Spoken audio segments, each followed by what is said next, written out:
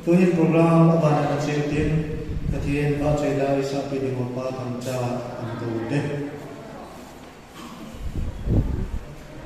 Nila kimi to la kasa ni khatchu jesu ti de lante ni pate ni hane la de ren bote ni tadin kong kinabi. Halo me ki pau me pate na bu en. Dehan tu juga dehan juga yang saat ini hisik kesiu yang mungkin tu depan.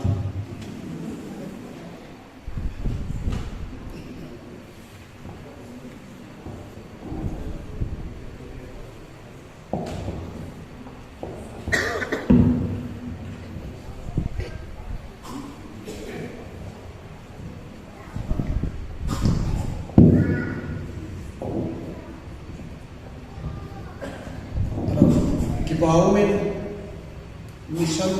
man di Manila ko khathia puri pachana da mai pe har chung butin thakwa na kai pe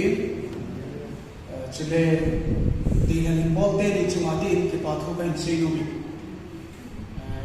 ama te ni le kai tu sim cham chai se le tu lai khan to nahi changta hi sal ki na uta e chung changta na ka chi chi ting le Kim Zalim, may nanay tayo sa ibangin, may dam tabang bin, dam zungay dam sahang pun, sila tam zungay sumkapi zungay lang pun, amanin ani kalang handa dahil ako ang tanong hindi mahin, dahil na kihawin, pakat na dyan sanangay tayo, suka na sayin, amabang so kasino na hindi dapat ito hakong kitiha, kung kayo kong kahanpun, tu dia lah hun kai ni om be hin chapang mo da mo ta yeu to ye chen ki bu na ha sa jing kan sa hon pun tan ke yu chu kan na bang chu si le sa le ku si ka pa de a be lim ila den bol ki thoni na hi le ke yam boy le so ne ka tia ka si lu kan ya sa ni ma ko ba be hi ku chen de han bol ki chu ma ki pa thu ni se hi han lang ni khat chu se shu ti he ti lo bi le di ke ni lo ni sa to ni ye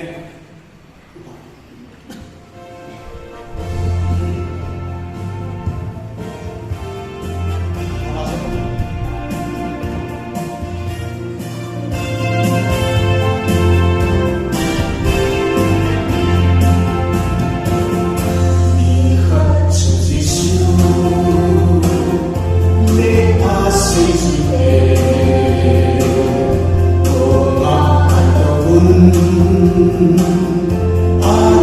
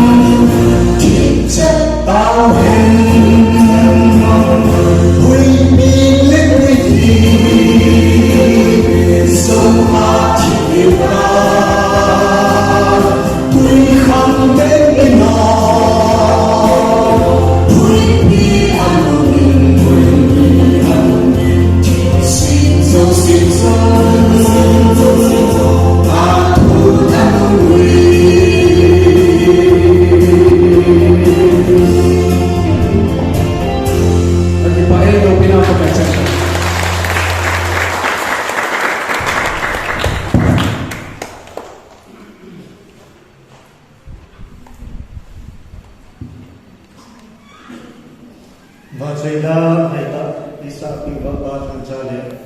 no kimi chama pa tu se ven tunila kimi to la ka sa ni khat chu Jesu ti de han te ni pa te ni hin hane la de ren bo te ni talim kong ki la be ki pau me patin patay na buwan